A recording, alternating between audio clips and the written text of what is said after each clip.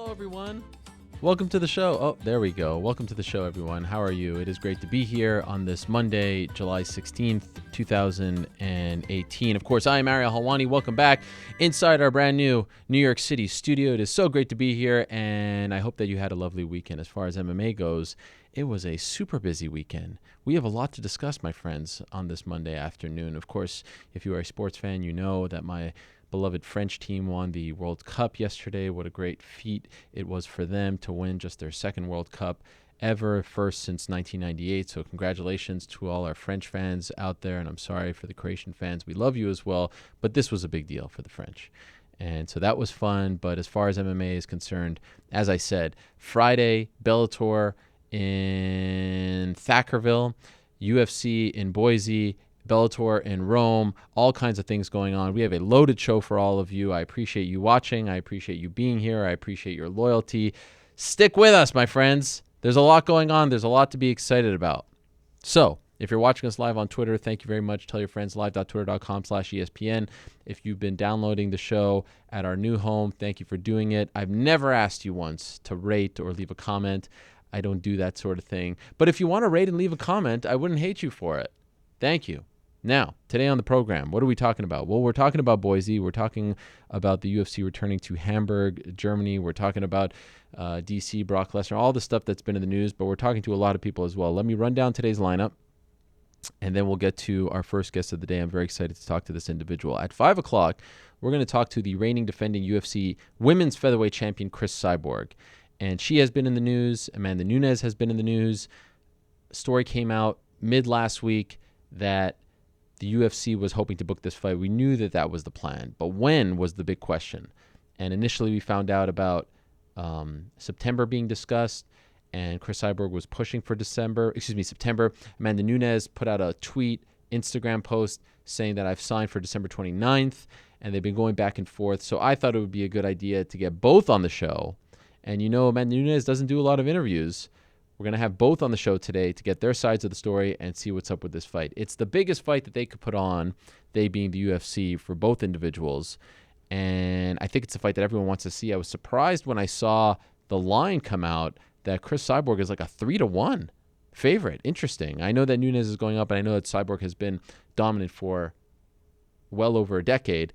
I was a little surprised by that. But anyway, we'll talk to Cris Cyborg at 5 o'clock, talk to her about her contract, talk to her about her future with the UFC. You'll recall last time I spoke to Cris Cyborg, she talked about her contract coming to an end in March of next year, that there was an actual term. Some of these contracts don't have a term. Some of these contracts are just, 3 fights, and, whenever you get through those 3 fights, your contract's up. Other contracts actually have a term. So it's either it's done by this time, or you have to fulfill X amount of fights, one or the other. We'll talk to Cris at 5. We'll talk to Robert Whitaker, the reigning defending UFC middleweight champion, at 4:25. Very rare that Robert Whitaker and I are in the same country. Usually he has to wake up very early to be on the program.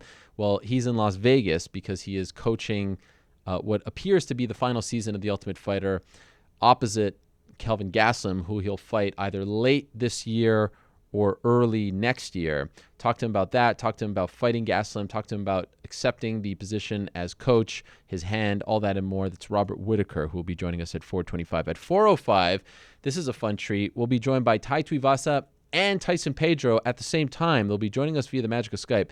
They're in the same location. They're in the United States, and it's fun to talk to these two guys. Of course, Shui, all that stuff. But they host their own podcast, which I've talked to them about. They're a tandem. Tuivasa is married to Pedro's sister, if I got that correct. So anyway, talk to the Australians at 4:05. 3:45, Sage Northcutt will be on. What a fun performance out of him on Saturday in Boise. Got rocked very early on, recovered, and ended up finishing Zach Otto, picking up his first welterweight win in the UFC. He is, of course, Jack, but welterweight W's had eluded him. He was 0-2 thus far as a 170-pounder. Well, now he is in the win column. He's feeling good at 170. Always great to talk to Super Sage. We'll talk to him at 3:45. 3:25, we'll talk to the man who won in the main event on Saturday in Boise. And by all accounts, it was a great show. It was sold out, a little over 5,000. But everyone just glowing about Boise, about how great of a city it is. Who knew? Idaho. They like to party. So anyway, 3:25, Junior Dos Santos will be on. Picked up a big win over Blagoy, Ivanov, and of course, JDS has not been in action in quite some time, had the issue with USADA. So, well over a year since his last victory, comes back, looks like his old self, got beat up, and which is kind of common for him these days. But now, once again, we have a familiar face in the heavyweight division. 305, we'll talk to Jessica Aguilar, who also, that was kind of the theme I felt like on Saturday, like people who had not been victorious or who had not been in action picking up a victory in quite some time. So Jessica Aguilar was another one of those, picking up her first UFC win, had not won several years, the former WSOF strawweight champion, picked up a win over Jody Escobel. She's been through a lot over the years, and I thought it would be fun to check back in with Jessica Aguilar. It's been a while since I talked to her. Paul Felder will join us at 2:45.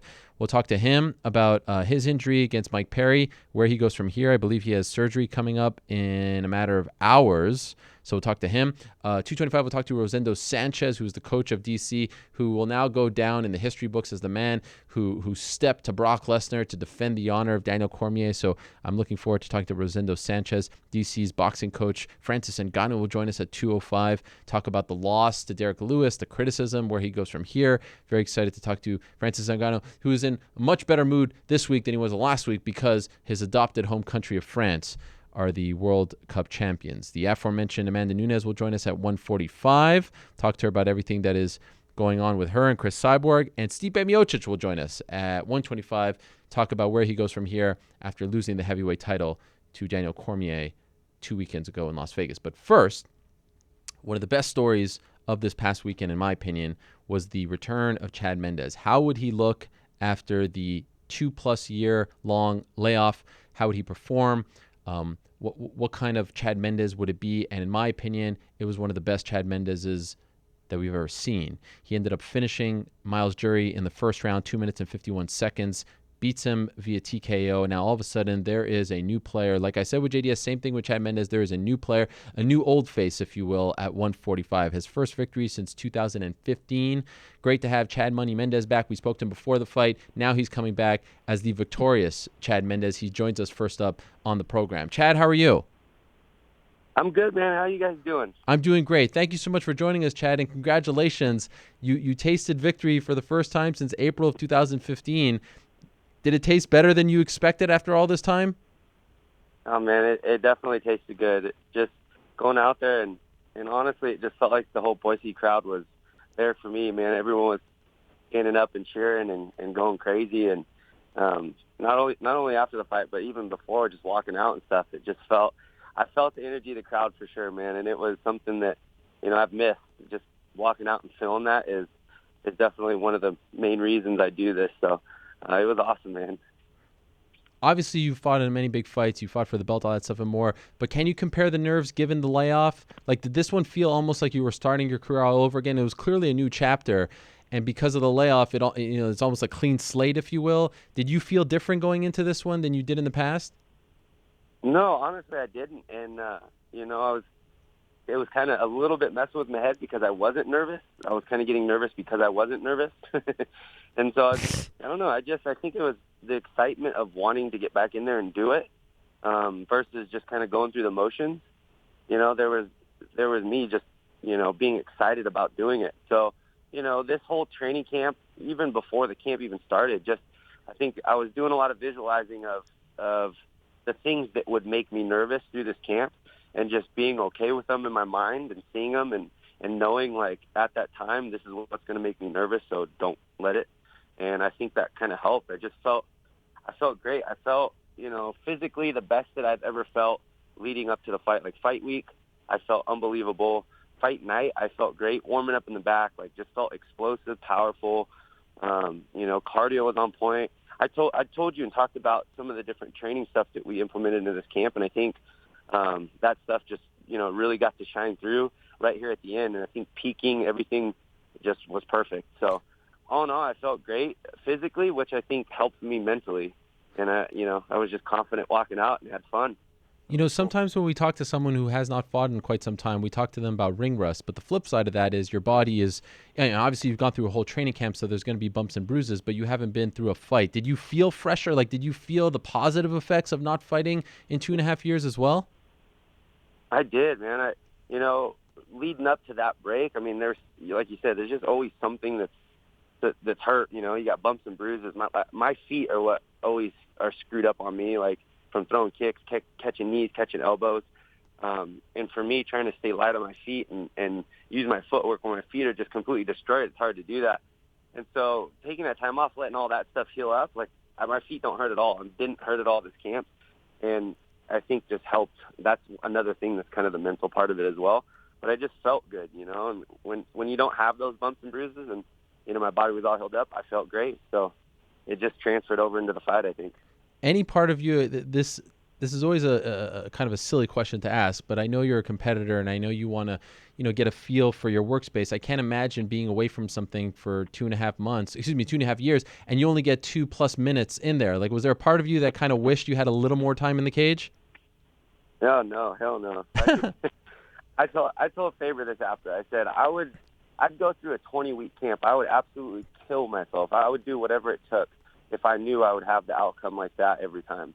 Like I would push myself to the limit, to the breaking point if I had to. If I knew that, that's what it would take to get success and get in there and get a knockout in the first round every fight. Like, and for me, it's like I put all the hard work in and the training and the visualizing and the weight cutting and all that stuff through the camp, where, I'll take it. If it's a 30-second fight, I'm happy, So, I was happy with it. This was Myles Jury's 20th pro fight, only 2 losses going into the fight, only been finished once, and that was due to submission.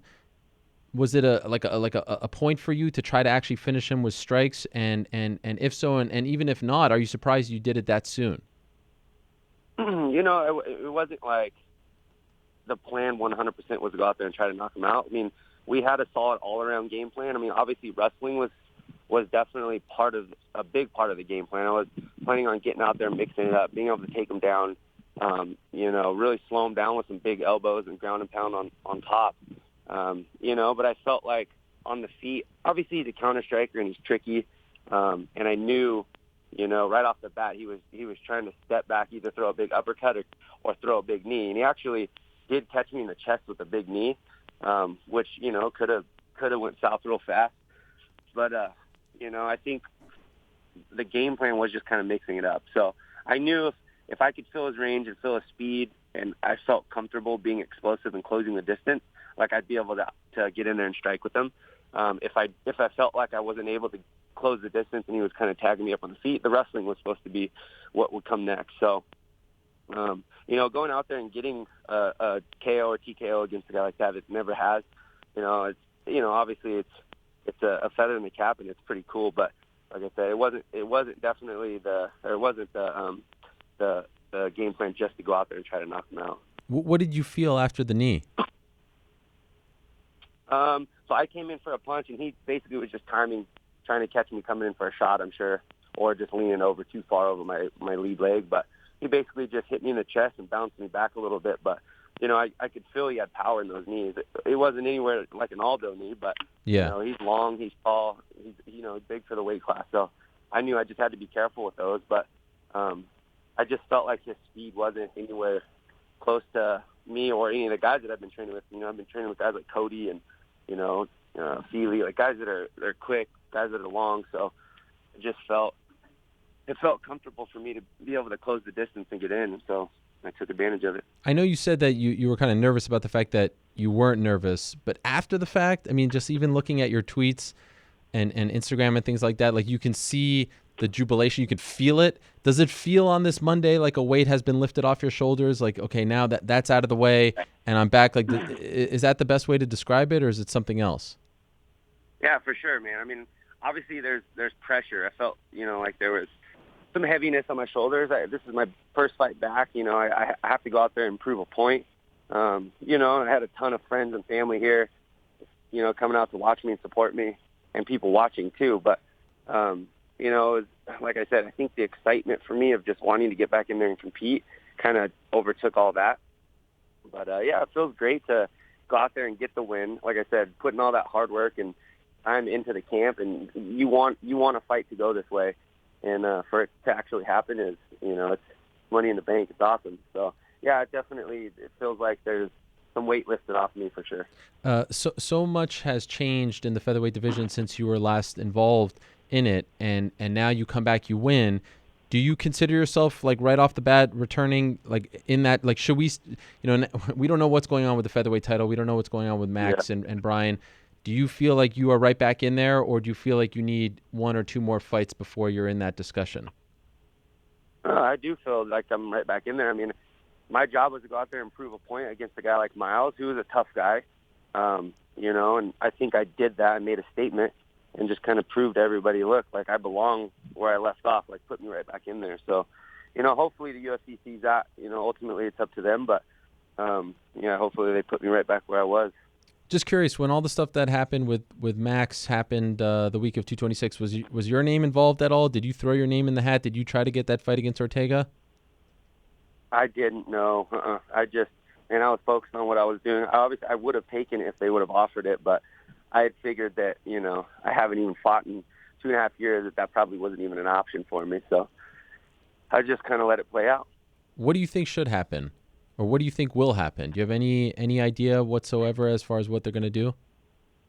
I don't know. I mean, like I said, hopefully Max is doing all right. I like that guy a lot. I think he's a great champion. Hopefully he's healing up and he's recovering. But I don't know how long this recovery process is going to take. I know I've heard them talking about doing an interim, which, I hate when they do that. But, it seems like it's happening more and more these days. But, I don't know. I just don't know how long Max is going to be out. Hopefully it's not too much longer, though. I mean, I think the Ortega fight, and I was actually pretty excited to watch that fight, not going to lie. So we'll see. What about this guy, Alex Volkanovski, who's won 15 in a row, calling you out? Are you familiar with him at all? Yeah, he just beat my teammate Darren. Yeah. And then I heard in an interview right after he called me out. But, they asked if I thought that made sense, which, obviously if they put him up here high enough in the rankings after that fight, which I don't think they will, then, yeah, it would make sense. But it doesn't really make sense for me to fight somebody that's, ranked 10 or lower, So, but if they put him up there high enough, I'd love to get in there and knock that dude out. Okay, so you're not against it. You just want him to have a significant number next to his name, basically. Yeah. You want just got to make sense. Sure. It is interesting because I do consider you in the top 5, and you have Jeremy fighting Jose next. Frankie's kind of in limbo, and he was your last fight, so maybe it's a little too soon for that rematch. And then you have Cub out there who's fighting. Are you kind of just going to wait and see how these fights play? Do you have a preference? I know you were asked right after the fight, and I give you respect for calling out Brock Lesnar. I thought that was great. I'd love to see that fight. And quite frankly, I would favor you in that fight. But are you looking specifically at one fight, saying, okay, this winner here could be what's next for me? Yeah, I mean, I would definitely like to let those fights play out and just kind of see who wins and kind of take it from there. I know, we have some guys in our team that are, like Emmett, who are, he's probably still going to stay up there for a while. Yeah, I'd like to let those fights play out and just kind of see. Obviously, I'd love to get the Frankie rematch if that's possible down the road. I don't know what's going to happen with Aldo and Jeremy. I think that's going to be a barn burner. But yeah, I mean, even Cub. I mean, I fought Cub back in the WEC days. Yep. Obviously, that would be a cool fight for me. He's still a big name, and I like Cub's style. I think it would be fun. But yeah, we'll just see what happens with these. And honestly, right now, I'm going to just kind of sit back, let those guys do their thing, rest a little bit, keep training. I got some Fins and Feathers trips coming up, so I'm going to focus on that for a little bit, keep the business up and running, and then we'll just see what the UFC says. I know my managers are probably going to start talking to them soon about what's next, and I can't wait to hear. How many text messages did you get after the fight? Oh man, I feel like a dick, but I think I have like 200 unanswered messages right now still. But I was planning on today when we travel, just sitting there and kind of going through and trying to get back to everybody. But man, it was awesome, man. It's so cool just having so many fans here. I think, Boise is such a big outdoor community, and I think obviously with my hunting and fishing and the outdoor stuff that I do, there was just so many people here that were fans, watching. They're like, we watched, I did like a whole series on my YouTube channel leading up to this fight of, all my training and kind of like a daily life thing. And we started posting videos daily up to the fight from the week out. So, You know, I was getting a lot of comments like, people, oh, I love your YouTube channel. You know, the videos, that's so awesome. Thank you for doing that. So it's just cool seeing, like, the support and having everyone out here, you know, appreciate the stuff that we're doing. So it was fun, man. Obviously, no one wants to go through what you've been through, you know, being away and not being able to compete. But I feel like you kind of put out the blueprint to a certain degree as to, and you just mentioned it right there, and I was going to bring it up, to keep your name. Like, there is a fear, I think, amongst people who are in the limelight, and then you have to go away, you're forced to go away, that people are going to forget about you. But I think that, especially with your audience, like the people who dig what you do and have the same interests, you stayed relevant. You stayed in their consciousness. And it sounds like this was affirmation of that, right? Like you actually saw people who were telling you, like, I didn't totally forget about you because you were still putting out content. Yeah. So in this day and age, given the resources that celebrities have, it has to be imperative to keep this going. You can't just disappear, right? Yeah. No, I agree. I think content is king, man. The more content you can come up with, you know, for me, it's like, man, I don't think anyone's going to want to see this. And personally, you know, but I put it out there and people love it. I'm like, all right, well, I'll just keep doing it, I guess. But you know, content is king, and for me, it's just awesome. Like a lot of the hunting trips, a lot of the fishing trips, like I just kind of, you know, I take my camera along and just kind of vlog style it, and you know, people seem to eat it up. So for me, it's just, I mean, that's cool for me. Being able to just show people what I'm doing. I love the stuff that I'm doing, the training, you know, the hard work inside the gym, the stuff that I'm doing outside in the field. You know, I'm kind of teaching people the stuff, you know, some of the stuff that I know as far as hunting and fishing goes, and just kind of sharing it with people, and they love it. So that for me to get the reaction like I did with that type of stuff, you know, it just makes me want to keep doing it forever. So yeah, it was definitely cool getting that reaction. I feel like you'd be proud of me, Chad. I actually fished for the first time in my life on Saturday. First time ever, yes. And my son, who is 6, caught something and I didn't. Nice. I've never held a fishing rod in my life. I tried to act cool when the guy gave it to me, like I knew what I was doing. I had no idea what I was doing. I messed up the first one, like I let the thing down too much and they had to give me a new one. And then they were like, yeah, you want bait? I was like, yeah, sure. I don't even know what bait is. And I open up this thing and it's like these gigantic worms that are alive. It was the grossest thing ever. And I had to act cool in front of my son and put it on the thing, and he caught one and I didn't. I was so proud. Nice. That's so awesome. Where were you guys fishing at? We were in upstate New York, in Lake George, New York. Are you familiar with that area? I mean, I know of it. I've never been there, but were you guys fishing for trout? I don't even know what I was doing. I was trying to just get something and not like a boot or something like that. And it was so much fun, Chad. I got to tell you, it was like 2 hours. I could have stayed there. I get it. Like, I've always wanted to do it, but it was more fun. That it was so relaxing, and it was bonding, and it was just us, the water, and you see the little guys, and they come. I don't think that I know how to put the bait on properly, because my biggest problem was I was sticking it in, and then the worm would hang, and they would just come eat it and run away or swim away. I think I had to wrap it around, right? Yeah, it takes a little skill putting the worm on, but once you get that down, especially if they're snatching it, you know the fish are there. So yes. Once you get the technique of that down, you'll start catching them. But that's so cool. Your boy got one, though. He was probably so excited. Oh, my God. He was telling everyone, even random strangers, that he got one, wanted me to send the picture. Thankfully, I got the picture. I honestly, I was more happy that he got one than I did. It makes me look, kind of, inadequate that I couldn't do it. But do the worms have to be alive? Is that necessary? No, they don't have to be. I mean, usually the worms are down there when they're alive. They're kind of moving around, and it catches the fish's attention. But a lot of the fish, they can smell. I mean, they would smell it, and even if it was dead, and come over and eat it. But, yeah, just the live action of it kind of gets their attention. So it's just one of the biggest fish you ever caught?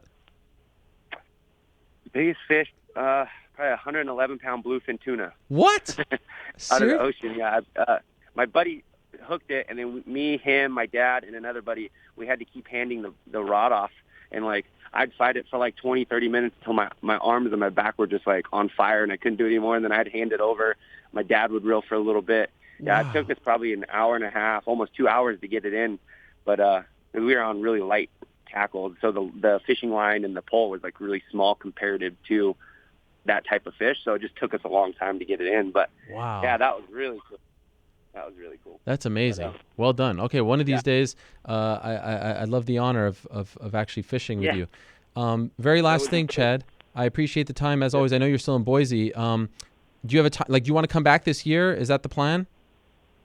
Yeah, I mean, that's the plan. So, they were asking me right after the fight too, and I'm like, look, ultimately it's up to the UFC. We'll try to see what we can get going. I'm sure Mike and Jeff are going to start talking to him probably this week, I would imagine, maybe next week, and just kind of see what the game plan is. But yeah, man, I feel all right. I do have a couple bumps and bruises from that fight, unfortunately, even though it was really quick. But my right hand's still pretty swollen, and then that knee he caught me into the chest my chest is pretty sore too. So I'm actually going to hit up the doctor tomorrow and just see. Hopefully nothing's cracked or nothing too bad. And if that's the case, we'll just let it heal up for maybe a week or so and then get back after it. But yeah, we'll see. Fingers crossed.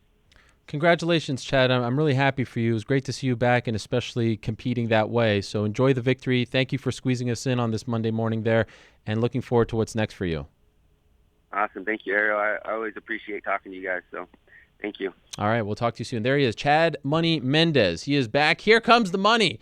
He is back, and it looks just as good, if not better than ever. Big win over Myles Jury on Saturday in Boise. Okay, let's move along. Of course, still digesting what happened at 226 in Las Vegas.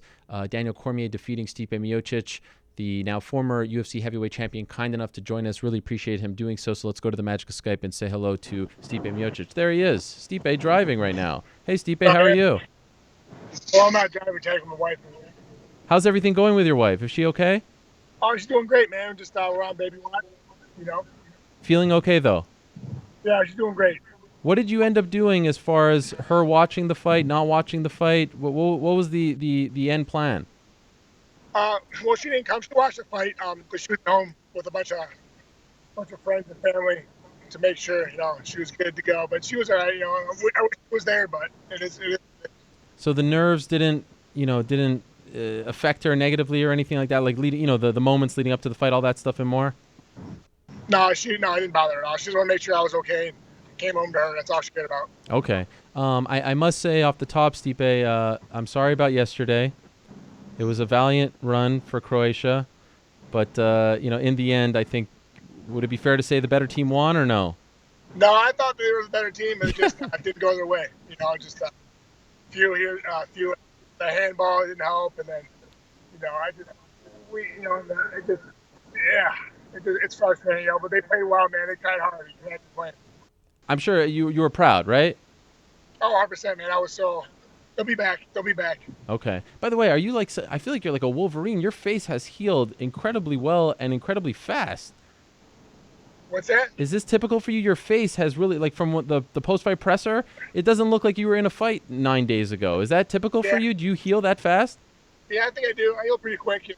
I bruise pretty easily, but I heal pretty quick. Okay, well, that is good. Have you had a chance to rewatch the fight? No, I'm not. Do you care to watch the fight? Is this something you're going to actually do, or will you never watch that again? I will when I get my rematch. Okay, so where are you at now? 9 days later, do you feel like that's what's owed to you? I think so. Why wouldn't it be? I defended the belt more times than anyone I've had a belt for over 2 years. Guys haven't fought over a year and still get a rematch if they lose in the match. Why wouldn't I get one? Have you or your team expressed this to the UFC, and if so, what are they saying about it? Yeah, I totally. I told him 100%. I told Dana personally, and he said, I guess DC and Brock's inked up, I guess, right? Which I have no idea how, and he's still suspended, and how you giving a guy a shot that it's 0-2. His last few fights, he's 0-2 with no contest. So I understand I got a title shot. When did you talk to Dana? What's that? When did you talk to Dana? Like 2 days ago, or no, a couple days ago. I'm sorry. He called you? Yeah, and then I called him back. Yeah. Oh, how'd that conversation go? Just told him I want a rematch, and he gets a title shot when he hasn't done anything. And what did he say in response? He's like, he didn't really have much to say. I told him, it's not really, I don't understand how I get a rematch. And then he said, it's already up. I'm like, well, if it's already inked up, then I'll be on the back burner if someone gets hurt or someone gets caught with something. I have to say, and I don't know how you feel about it, it felt like the whole thing happened very quickly, right? And I don't know what was planned, what was not, but you're in the cage. I saw you in the background, and DC obviously called Brock into the cage. I know sometimes they don't give interviews to people who lose because of concussions and things like that, but, Brock talking about you in a disparaging way and you just kind of being forgotten about, did that sit well with you? Did you feel like you were a little bit, disrespected and all that? Yeah, I mean, listen, it was like I don't know if that was professional sport. It's not like WWE where you sit there talking back to each other, and I don't know if that was just like it's just like a whirlwind of just crap. That's all it was.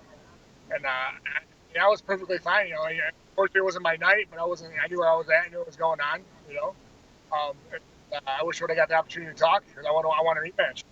So were you waiting for that? Were you waiting to get on the mic and say something? Yeah. And what happened?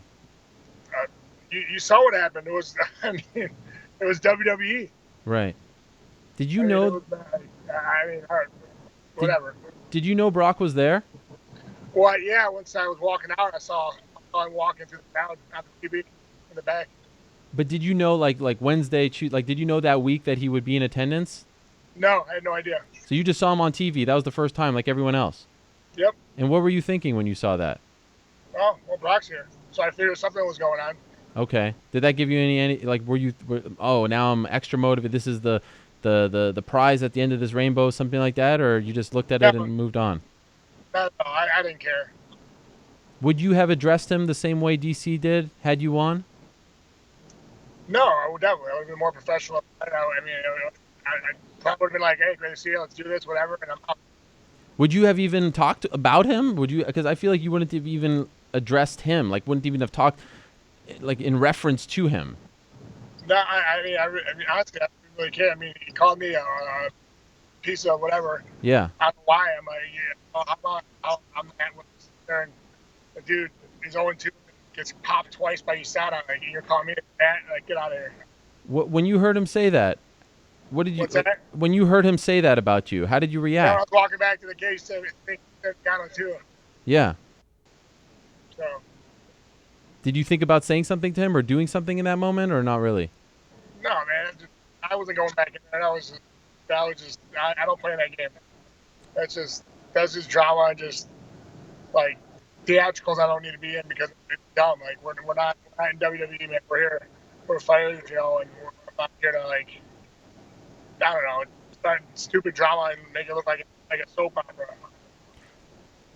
Yes, last week on the show, I talked about how I feel like this whole thing has been a black eye on the sport because it's one thing to go through what they did for 200, but to not learn the lesson and to bring him in the cage while he's still under suspension and still is 6 months, and we didn't even know if he was back in the testing pool when he came in the cage, to me is somewhat shocking. Like the fact that we're going to go and tell like Nick Diaz or Josh Barnett that they can't corner fighters while under suspension, but we're actually going to allow this guy to be in a UFC Octagon and book him in a fight while under suspension.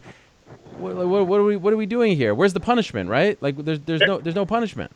You're 100% right. I didn't know all that. Josh Barnett's not allowed to corner suspended. I mean, it does apply like 100%. I mean, you're gonna it's that spot Casada an area that fight pretty much inked up. They said, if you did the testing pull back. I'm like, what is that? Like, they can do what they want. It's like a popular club. It's like whatever they want to make their pay-per-views better. I'm like, but like that's the only way to go about it. Well, there's different rules for different people, right? And that's the problem. It should be the same set of rules for everyone else. Exactly. It's 100%. There's no set of rules, and it's stupid. Are you disappointed in Daniel for calling him out in that moment? Well, no. I didn't know all about that. People that's positive can't corner people and stuff like that, but they allow him to go in there who's not even testing for yet, or who's.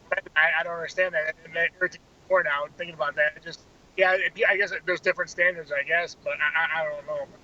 Yeah, there's per the USADA agreement with the UFC, if you're under suspension, you can't corner a fighter. Even Nick Diaz had a hard time getting into the building when his brother fought Conor McGregor. Josh Barnett talked about per the rules, you're actually not, and this is impossible to enforce, but you're actually not allowed to train with a UFC fighter. Like it's that stringent. And here he is in the cage. You know what I mean? Oh, interesting. That's funny. And then, but they allow him to come and just walk in the cage if he wants. Yeah, calling you guys names. I mean, I'm not trying to pick on Brock here, but I would just love to see uniformity amongst the rules. You know what I mean, and amongst the fighters as well. Oh, yeah. That's different standards for different fighters, I guess. Can I ask you about the eye poke? This is something that a lot of your fans have been bringing up over the past week. In hindsight, how much did that affect you? I mean, it hurt. Definitely hurt. I mean, it didn't feel good. I don't know. I'm not saying I lost. He was a better man that night, but it definitely hurt. I'm excited to swear. No, it's okay.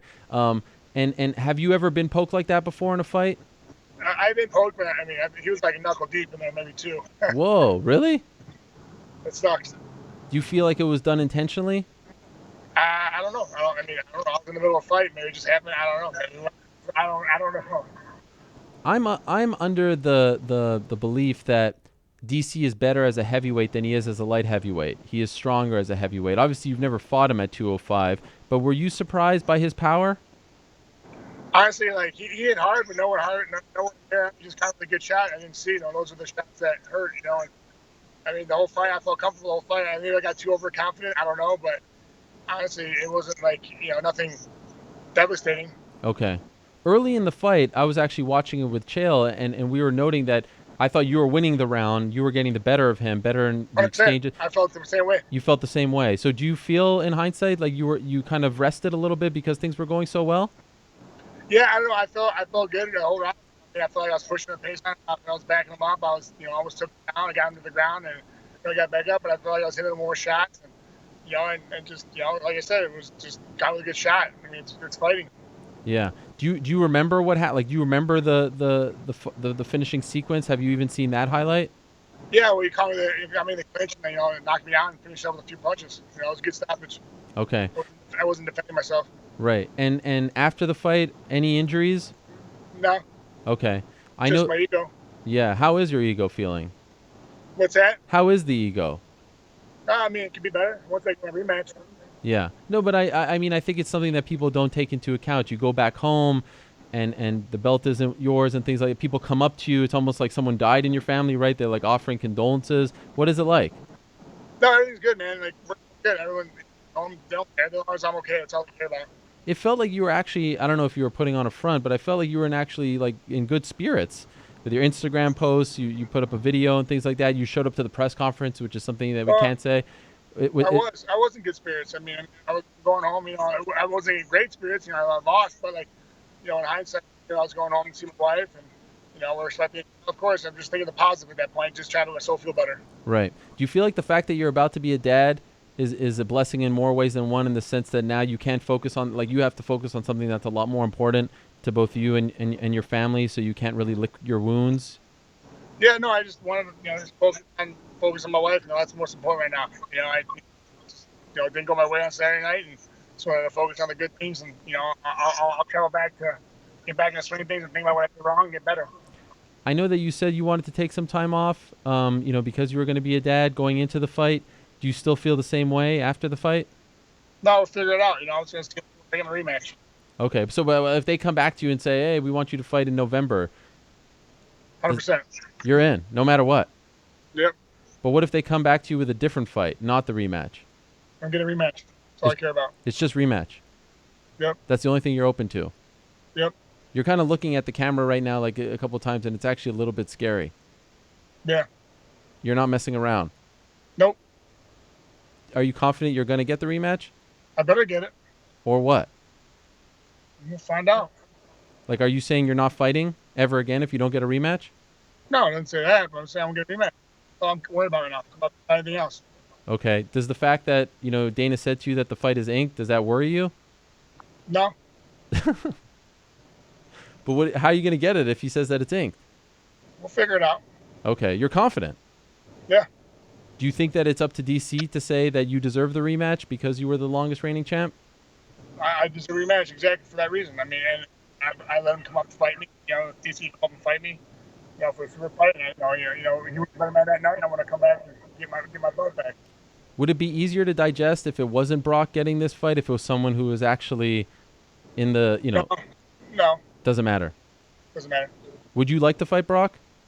I'd fight whoever, but I want to get a rematch. Okay. Did you happen to see Junior Dos Santos fight on Saturday? I did not. I heard you did well, though. He did well, yeah. Afterwards, he said he wanted to fight you a third time, but I'm guessing that's not of interest. Well, I fight DC, then we can talk. Right. But it's now DC or bust at the moment. Right? Yeah, I'm not worried about that right now. I want to rematch. That's all I care about. Okay, cool. So what's the next step? Is it just having your management try to convince the UFC that this is the fight? Yeah, 100%. That's exactly what it is. I have great management, and we'll get it done. All right. Well, I wish you the best with that, Stipe. Thank you for doing this. And I know most people after a big fight don't want to talk to the media, and I appreciate you doing this, especially on route with your wife. No worries. Thank you so much for having me. Okay, thanks, Stipe. All the best to you. There he is, Stipe Miocic. I think that he got his point across. He wants a rematch. That's what he wants. Right? That's what I think I learned from that. He wants his rematch. And he does have a few good points in terms of the Brock Lesnar. Look, after the show was over, let me pick. Yeah, here it is. After the show was over, like literally 30 minutes after the show was over. Let me get it. One second. Okay, this was, I got this at 6:32 p.m. Eastern time, and I think we were done at like 6:15 last week, if memory serves me correct. Anyway, this is what I got from USADA, because you remember I was talking on the show about the fact that I find it crazy that here we are in 2018 after doing this deal, and we still don't know if he's in the pool, out of the pool, if he has 6 months left, he has 5 months left, if he can fight this year, if he can't fight this year. The reports that he's going to fight in New York City, Madison Square Garden. Of course, I'm talking about Brock. And we know that he is suspended. We know he hasn't fulfilled the 6 months. We just don't know if the clock is ticking. And I know about the Josh Barnett rule, and I know about other fighters who can't corner, who can't train, who can't be in the front row when you are suspended. And so I found that this, I thought the reason why we did this deal was because we wanted transparency and we wanted to be on the up and up. There were issues with TRT. There were issues with, athletic commissions, government sanctioning, all that and more. And now here we are, and we don't know the answer to this question. And it pertains to one of the biggest stars in the sport, and it pertains to a heavyweight title fight. There's a massive spotlight on this. Oh, and by the way, we kind of got into this mess because UFC 200, they waived this rule, and he ended up popping, and of course we know what happened with Mark Hunt and all that stuff and more. Anyways, literally minutes after the show completed last week, I got an email from USADA saying, sorry for the lengthy delay, which is fine. Just wanted to know where we stood. This is what they said. After receiving notice of his intent to compete in the UFC, Brock Lesnar re-entered the testing pool on July 3rd. With 6 months and 4 days remaining on his period of ineligibility, Lesnar will be able to compete on or after January 8th, 2019, should he remain in compliance with the UFC anti-doping policy. All right, so now we have some clarity. We know that he can't fight on December 29th. We know that he can't fight on November 3rd at MSG. We know that he's in the pool as of July 3rd. We know that the clock is ticking, and we know that if he stays on the up and up and continues to be tested and continues to be clean, once January 8th, January 9th comes around next year, he's good to go. Great. Now we have some clarity. My question is, why didn't they tell us on July 3rd? Why didn't they tell us on July 4th? This fight happened on July 7th. Why didn't they tell us, again, in the interest of transparency, in the interest of being on the up and up, why did this only come out after we continue? Like we find out that Junior Dos Santos, we find out that Chad Mendes, we find out that Brock Lesnar, that John Jones popped and are provisionally suspended by USADA, by the UFC, right? They're the ones who are telling us this. Now, they don't tell us the whole story, and sometimes that leads to people being branded as guilty before they are innocent, as opposed to innocent before proven guilty. And that's an issue that we've discussed, and it's certainly a valid argument, but it doesn't necessarily pertain to this one. Where it pertains to this one is, if we're going to be the ones who are going to be proactive in informing every step of the way, why were we not informed on July 3rd that this man was back in the testing pool, that he was back in, his retirement was over, so to speak, and that, this clock was starting to run? Why did it take till July 9th and an appearance in the cage for us to be notified? And by the way, why was he allowed in the cage? Why was he allowed in the front row? I know he's not cornering someone, but he's literally in the cage. He's literally pushing a UFC fighter. He's literally pushing commission officials. Yes, he's saying, bad words and disparaging the name of fellow UFC competitors. Why are the rules being bent for someone who the rules were being bent for in the past? And in my opinion, it was a black eye on the sport when that happened, and it continues to be a black eye on the sport. Forget the fact that the man hasn't officially won a fight since 2010. Forget the fact that the man is clearly not a top contender right now. I get why they're doing this. And I'm happy that DC is getting this opportunity, and I think it's going to be a fun build-up. I think it's DC's Mayweather-McGregor. It's the biggest fight that he could get for the most amount of money. I mean, the matchup favors DC. There's no doubt about it. Where is Brock Lesnar going to beat him? Unless he catches him early, I just don't see where he's going to beat him. I don't hate the matchup. I hate the circumstances surrounding the matchup. I hate the fact that rules are being bent. And especially when they were bent in the past. And it was a black eye then, and it's a black eye now. And so Stipe Miocic should be upset. Here's a guy who is the longest reigning champion in UFC history as far as heavyweights are concerned. The most successful heavyweight champion in the history of the company. And he doesn't even get an opportunity to talk on the mic. And not only that, he's insulted in the cage by the suspended fighter. This man did everything. This man did everything that the UFC asked, and out of his comfort zone as well. And now he's just being, he's being brushed to the side. Kudos to him for even showing up to the post-fight press conference. I can't even believe he did that. I think that says a lot about him.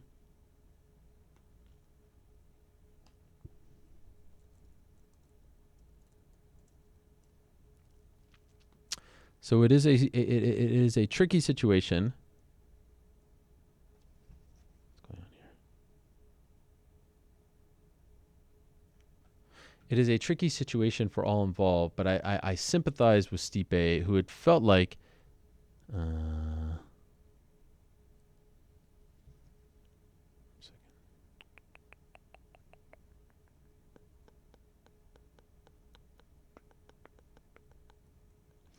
it felt like on the Saturday night, it felt like on the Monday morning wasn't getting his due.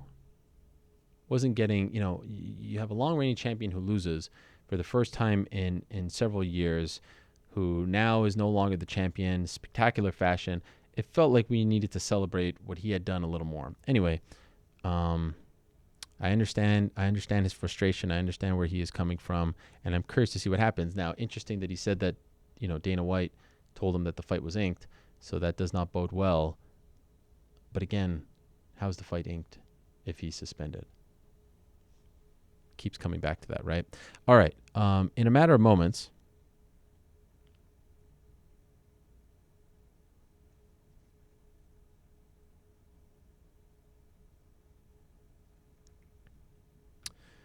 what's this guy saying to me? Charlie Howard. Due to the fact that the UFC allowed Lesnar in the cage following the UFC 226 main event, they should have gone all the way and sold UFC 226 on the basis that the winner would face Brock Lesnar. It would only have increased pay-per-view sales. Perhaps there's a very good chance that they didn't know that he was going to be there. That's from MMA_Charlie. And also, I think that would have opened up an even bigger can of worms. Now you're promoting the fact that before the fight, you're promoting the fact that after the fight, the pot at the end, the rainbow, is going to be the suspended fighter. I mean, don't we see a problem with that? This man is ineligible right now, and he's not even eligible in a month or so. 2 months. He's ineligible for another 6 months, half a year. He cannot fight in 2018. He can fight in early 2019 at best.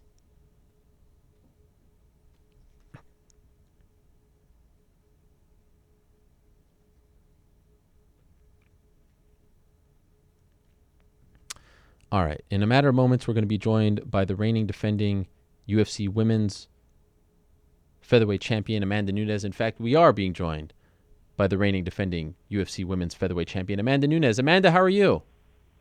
Good. How are you? I'm doing great. Thank you so much for coming on the show. I know you don't do a lot of interviews, Amanda, so I really appreciate this. Thank you. Thank you for having me in.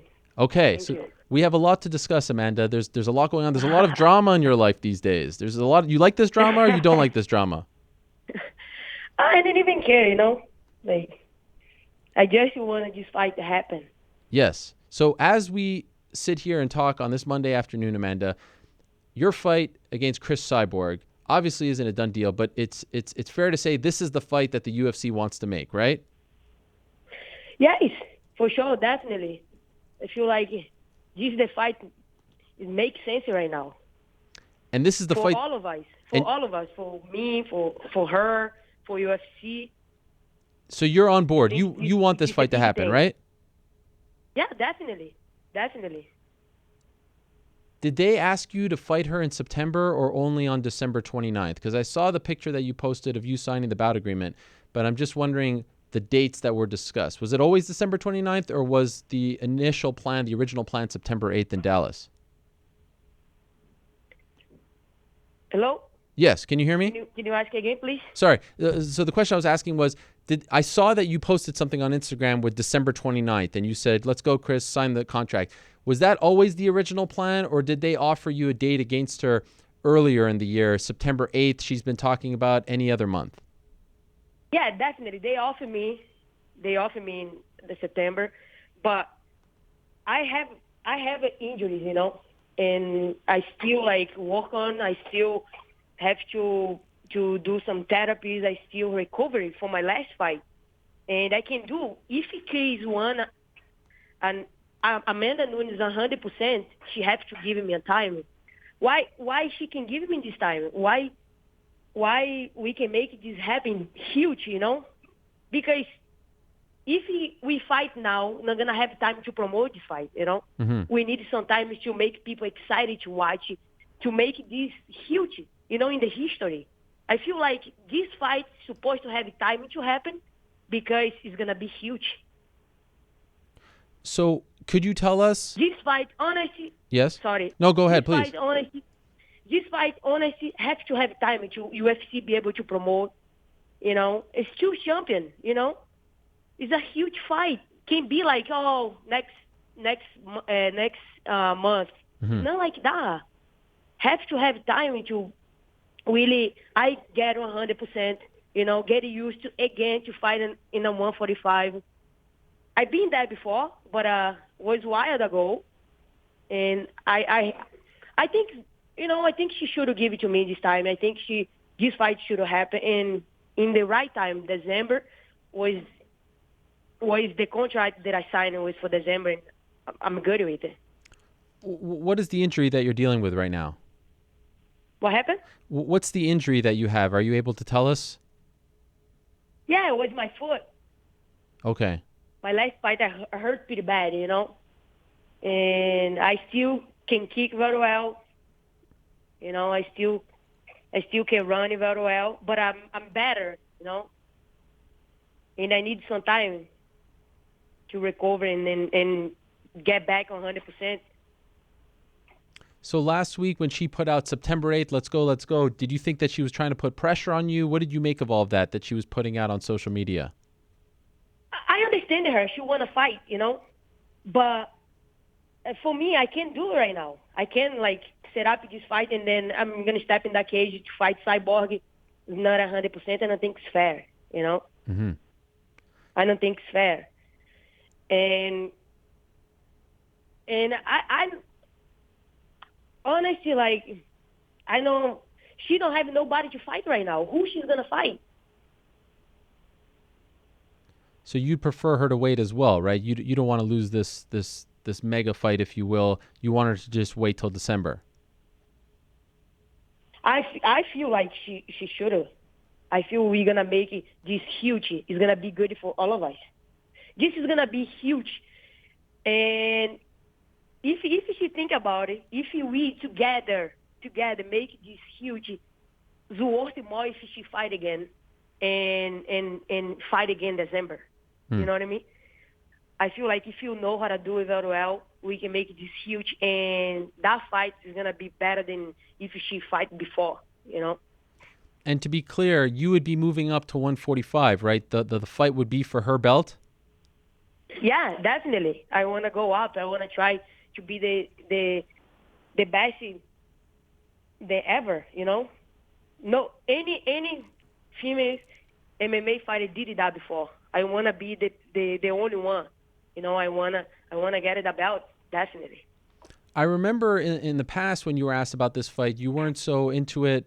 for various reasons, maybe Brazil versus Brazil, maybe you want to stay in your weight class. Why did you change your mind? Why do you really want this fight now? Honestly, like one moment in my career, like I thought I'm gonna have a hard time to fight again because no have nobody line up, no heavy contender, and me and my coach sit down and then we talk a little bit like, what are you gonna do?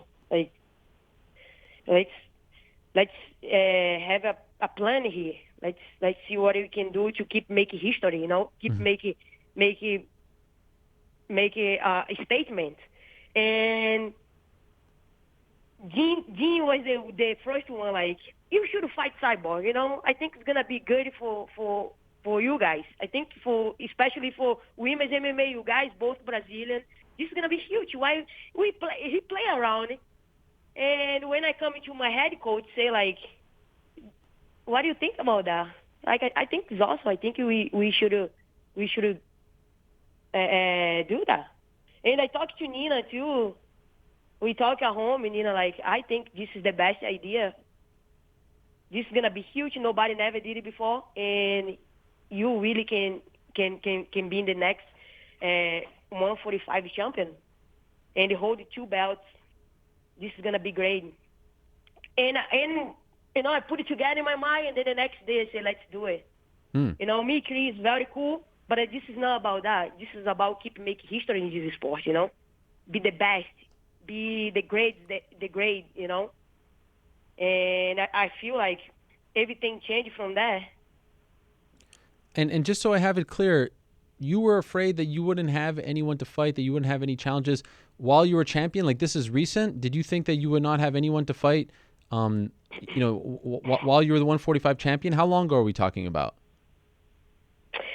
Well, like when I first come with this idea, couple months ago, when it's supposed to happen, then nothing was discussing about it, and she fight somebody else, I fight Rocky. Since that moment, I feel like in this sport you have to keep challenging yourself, And Cris is a great champion. She's the dominating head division, and I am as well, and I'm a champion. She is, and I think it's gonna be great. I think it's gonna be awesome. It's gonna be a huge test for me, for myself, and I love it too. If you go up to 145 and you're successful, do you think you'll ever go back down to 135? I don't know. I have to get it that thing, get it that belt first, and then see what I'm gonna do. Just step by step, Okay. But it's gonna be good for sure. In terms of the timeline, in terms of having more time, does putting on more weight, being bigger? She's a very big 145, as you know. You used to fight at 145, I know, but now you're reigning at 135. Do you feel like you need some time to put on weight? Are you concerned at all about the size advantage that she may have? No, I know all about that. I know all about the size advantage. I feel like in MMA things can happen. Look at what happened with Cormier and Miocic. Yeah. And things can happen in MMA. I feel like I need some time because I have some injuries. I have to take care. Like I'm already better. But I still have to do therapy and get 100%. And plus, of course, I have to put a little more muscles. Training in this way, and then take a little time. If she will give me the time, I will show up in December for sure. Okay. And it sounds like the UFC is okay with your timeline, right? They sent you a bout agreement with December 29th, so they're okay with waiting for you as well, correct? Yeah, because they know we can make this huge. We can promote this very well. People's going to get interested. This is going to be a World Cup in Brazil. Everybody's going to stop in the TV to watch, Wow. No only that, over here as well. And everybody happy with this fight. Everybody want to see this happen. Did they tell you if it would be the main event, or are they going to try to put another big fight, another title fight on the card as well? I don't know yet anything about. Okay. But I signed already. Yep. the agreement and everything. But I don't know if he's gonna be the main event yet. Do you know if she has signed yet? No, I don't think so. I don't think so. But you're not open. But are we waiting for? You're not open to change. She continues, I see, to push the September 8th card. You're not open to that. That's not happening. No, I can. You can't. I can. I can. I wanted to ask you, Amanda, because I haven't talked to you since the fight, and I know it was a couple of months ago, but I'm sure you saw what happened with Raquel Pennington and her coach. That was a very controversial thing when she wanted out of the fight, and the coach told her to go back in. Did you see that exchange afterwards, that clip? And if so, being the one who was in there with her and eventually who finished her, how did you feel about all of that?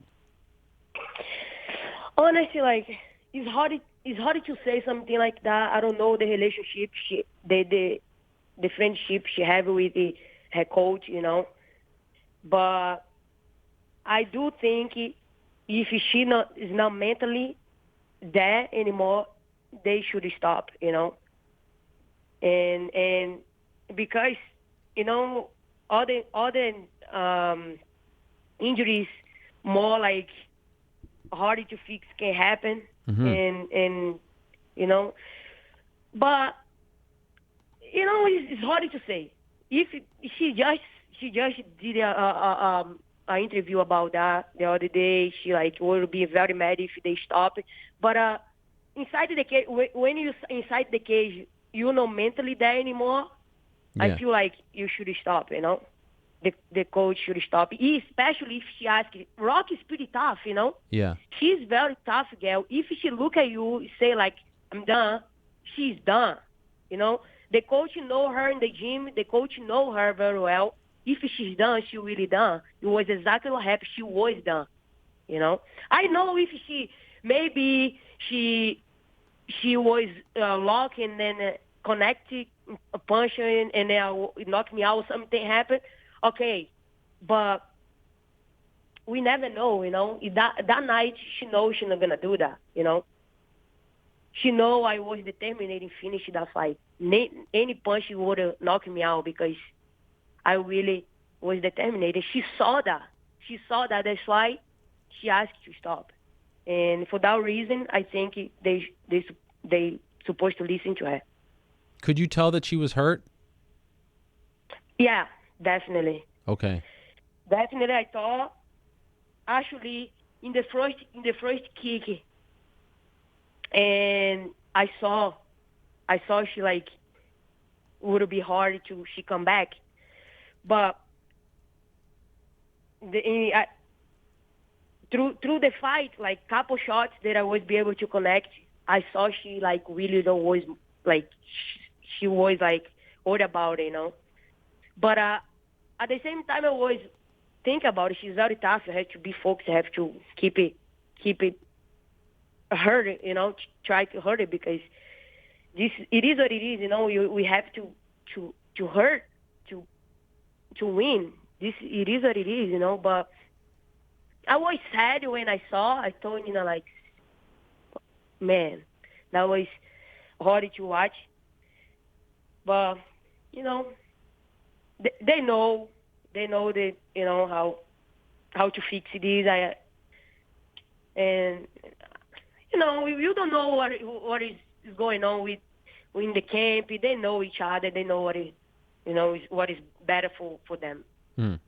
I'm not sure. But it was hard to see. Sure, I bet, and I know you have respect for her. I know you want the Cyborg fight, but it does seem like things are starting to materialize at 135 again. For example, someone who you fought, Kat Zingano, in fact, her last win was against you, returned on Saturday and was victorious. Are you interested? She's very passionate about talking about you and wanting you to call her out and wanting to fight you. Are you interested in fighting her at some point as well?